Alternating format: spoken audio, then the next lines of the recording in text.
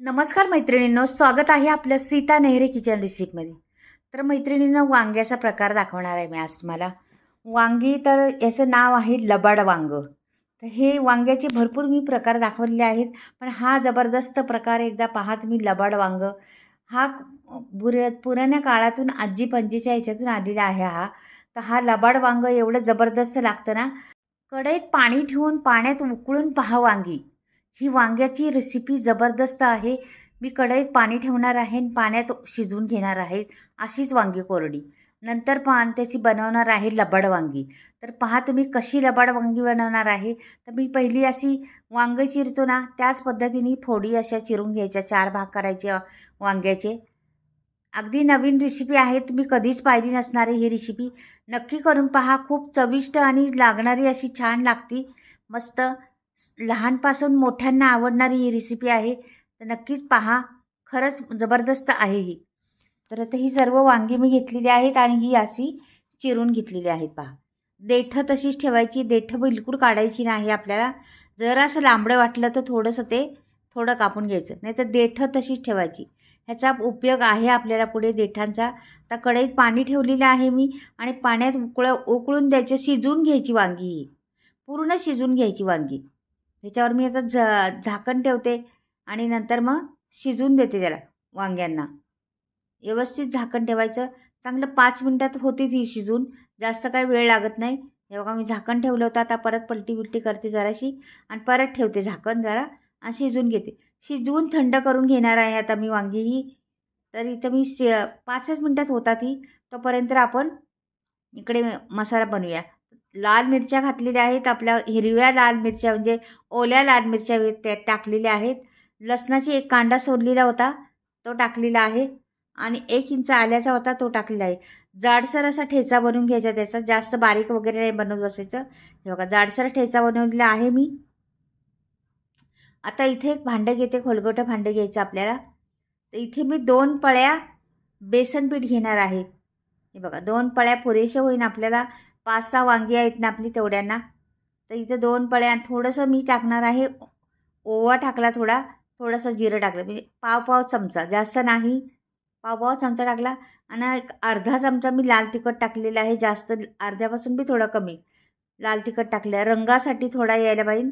इथं मीठ टाकलेलं आहे आणि मी आता 1 चमचा भरून असा आता पहिली हळद घ्या. हळद टाकलेली आहे. 1 चमचावरून मी तेल टाकले पहा.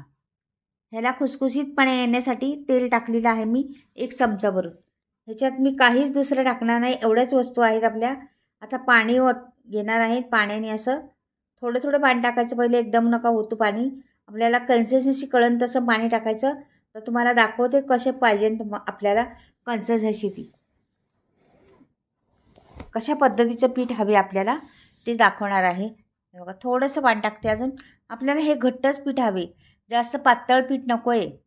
तर हे पहा, अशा पद्धतीने आपल्याला पीठ हवे. थोडंसं पाणी अजून टाकायला लागते का बघते. थोडं टाकते बघा. मग आता छान असं ह्याला मिक्स करून घ्यायचं. मीठ सगळं टाकलेलं आपल्या ह्याच्यात, काहीच नाही. हे पहा, हे झालेलं आहे आपलं. आता ह्याला मी बाजूला ठेवते. हे झालेलेच आहे संपूर्ण. हे बाजूला ठेवून देते थोड्या वेळ. तर दुसरी घेते. आपली वांगी झालेली आहेत. आता काढून घेते मी. हे बघा, गरमच आहे अजून. ह्याला थंड करून घ्यायचं. जरासं प्लेटमध्ये घेते बाजूला आता थंड करायला. मी सर्व काढून घेते वांगी. छान शिजलेली आहेत वांगी. रंग झालेला आहे त्याचा. आता मी हे प्लेटमध्ये काढून घेतली. थंड झालेली वांगी आहेत. तर हे वांग्याचं काय करायचं, ही देठं आहेत ना, ही बाजूला करायची त्याची. ही पहा, अशी खेचून घ्यायची का बाजूला होतात देठं.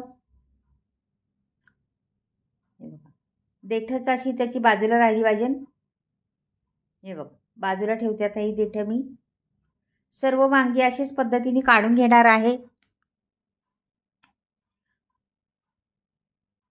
हे बघा, निघतात लगेच, काही वेळ लागत नाही त्याला, का की शिजलेली आहेत वांगी ना, म्हणून पटकन निघतात. दुसरं पण एक दाखवते तुम्हाला. तर ही वांग्याची देठं मी सर्व काढलेली आहेत. आता ही बाजूला ठेवते मी देठं. आपल्याला देठाचा उपयोग आहे पुढे. आता ही बटाटे होते 2 माझ्याकडे, ते कुस्करून घेते. हातानेच कुस्करायचं. छान असं मस्त कुस्करून घ्यायचं. आणि ही वांगी आहेत ना, ही पण अशी छान अशी चमच्यानी कुस्करून घ्यायची. तर ही सर्व मी कुस्करून घेते आणि नंतर दाखवते तुम्हाला. तर ही वांगी पण कुस्करली, बटाटे पण कुस्करलेले आहेत. आता हे दोन्ही एकजीव करायचे आपल्याला, एका ह्याच्यातच मिक्स करायचे आहेत. अगदी छान मिक्स करून घ्यायचं. हे पहा. तर हे मी बाजूला ठेवते जरासं आणि कढई ठेवलेली आहे गॅसवरती. आता एक चमचाभर, जास्त नाही, चमचाभरच तेल टाकलेलं आहे बघा, बारीक तेवढंच टाकलेलं आहे. आता याच्यात टाकणार आहे मी मोहरी. तेल तापल्यानंतर तर मोहरी टाकलेली आहे. अर्धा चमचा जिरं टाकलेलं आहे. छान फुलून द्यायचं. नंतर आता मी उभा कांदा चिरलेला आहे पहा. उभा कांदा चिरून त्याच्या असंच हे केलेलं आहे बघा, दाखवते. उभा कांदा चिरलेला आहे तो. छान कांदा परतून घ्यायचा आपल्याला, ट्रान्सफर होतपर्यंत परतायचा. नंतर कोथिंबीर टाकायची एक वाटीभर चांगली. छान अशी कोथिंबीर परतून घ्यायची मस्त. प्रत्येक गोष्ट परतूनच घ्यायची. आता आपण तो ठेचा बनवलेला म्हणजे आहे ना वाटलेला, तो टाकणार आहे सर्व. हे पहा, तो ठेचा टाकला, तो पण छान परतून घ्यायचा. त्याचा पण कच्चापणा गेला पाहिजे असा परतून घ्यायचा.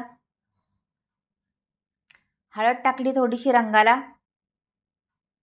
अर्धा चमचा मी लाल तिखट पण टाकलेला आहे आणि अर्धा चमचा धने पावडर टाकलेली आहे. ह्याला पण छान परतून घ्यायचं तेलावर, ते तेवढेच तेलात.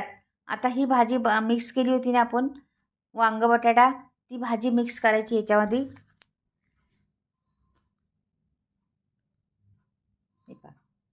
छान असं एकजीव झाला पाहिजे या भाजीचा. छान भाजी परतली पाहिजे आपली.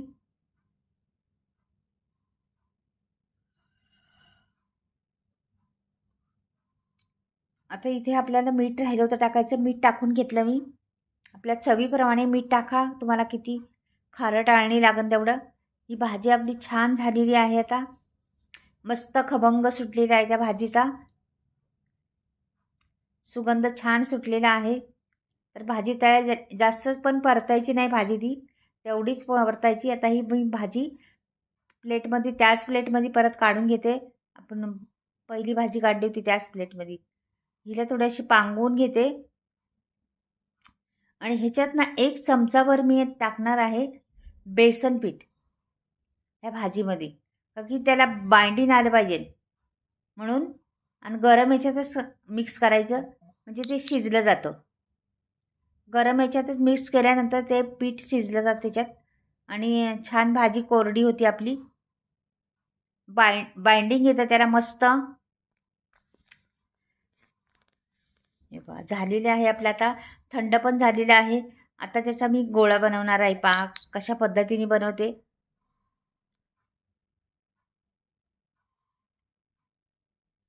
हे बघा, जरासं हाताला तेल लावायचं, का की चिटकायला नाही पाहिजे आपल्याला. आणि ह्याला ना वांग्याचा आकार करायचा असा. आपण वांग होतं ना, वांग त्याच पद्धतीने वांग्याचा आकार करायचा. आणि तो देठ आहे ना, ते देठ बसवायचा त्या वांगे आकार केला त्याला असं. मस्त चिटकतो तो, छान चिटकतो, बसतो त्याच्यात व्यवस्थिशीर. वांग्यासारखं बनवायचं त्याला. हे पहा, वांग्यासारखं मी बनवलेलं आहे, देठ चिटकवलेलं आहे. आता दुसरं पण बनवून घेते मी सर्व आणि दाखवते तुम्हाला. हे बघा, मस्त वांगी बनलेली आहेत छान अशी. किती सुंदर दिसतात ना. आणि उरलं होतं थोडंसं, त्याच्यात मी मिरच्यांमध्ये पण भरलेलं आहे. म्हणजे आपलं सर्व काही संपलेलं आहे भाजी ती. आता हे पीठ घेतलेलं आहे ना, हे पिठामध्ये आपल्याला वांग घालायचं. आपण बटाटा वडा कसा घालतो तसंच वांग घालायचं. तेल तापायला ठेवलेलं आहे मी वरती आणि तेलात द्यायचं सोडून. हे बघा वांग, हे वांग दिलं तेलात सोडून. ह्याला लबाड वांग म्हणतात. म्हणजे पहा तुम्ही, खरंच लबाडच आहे वांग हे. अशा पद्धतीने जर वांग तुम्ही खाल्लं, अशी टेस्ट पहा तुम्ही, अप्रतिम लागते. वांग आणि बटाटा आणि ती भाजी अगदी चव विचारू नका. आणि अशा पद्धतीने वांग दिलं, ताटात वाढलं दुसऱ्याला कोणाला तरी म्हणणार पण नाही हे काय मिक्स भरलेलं वांगं आहे का, खरं वांगं आहे का, खोटं वांगं आहे. एवढं जबरदस्त लागतंय. टेस्ट खूप छान. आणि नक्कीच एकदा करून पहा. ही रेसिपी खरंच आठवणीत राहण्याजोगी आहे. हे लबाड वांगं म्हणतात याला. तर हे लबाड वांगं आता मी सर्व काही फ्राय करून घेते याला मस्त. आणि हे स्लोमध्ये जरा करायचं फ्राय. गॅस फास्ट नाही करायचं जास्त, स्लोमध्येच छान शिजून द्यायचं त्याला. रंग तर लाल नाही पडला पाहिजे त्याचा आणि शिजलं तर पाहिजे पूर्ण आपलं.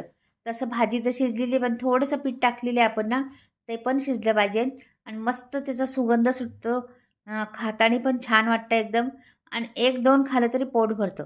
एवढं छान आहे. तुम्ही कशाबरोबरही पावाबरोबर खा, भाजीबरोबर खा, भाकरीबरोबर खा किंवा चपातीबरोबर कशाबरोबरही खा, खूप छान लागतं आणि असं नुसतं खाल्लं तरी पण छान लागतं. तर नक्कीच बनवून पहा हे लबाड वांगं. खूप छान लागतं, चविष्ट. असं दिसते ना आकार वांग्याचाच.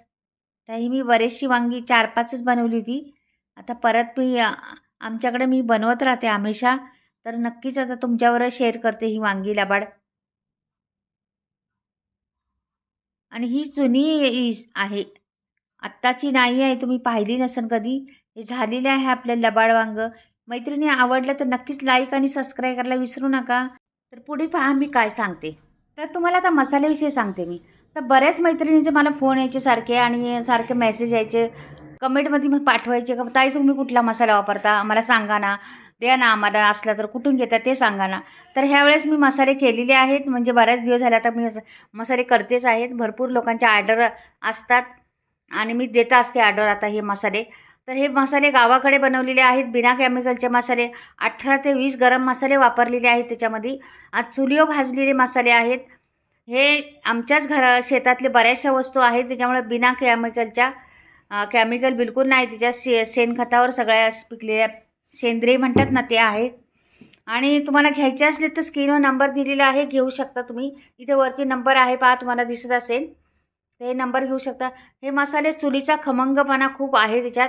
आपण भाजल्यामुळं आणि सर्व भाजून सर्व केलेले आहेत आणि डंकावर कुटलेले आहेत. वेगवेगळ्या तऱ्हेच्या मिरच्या वापरलेल्या आहेत.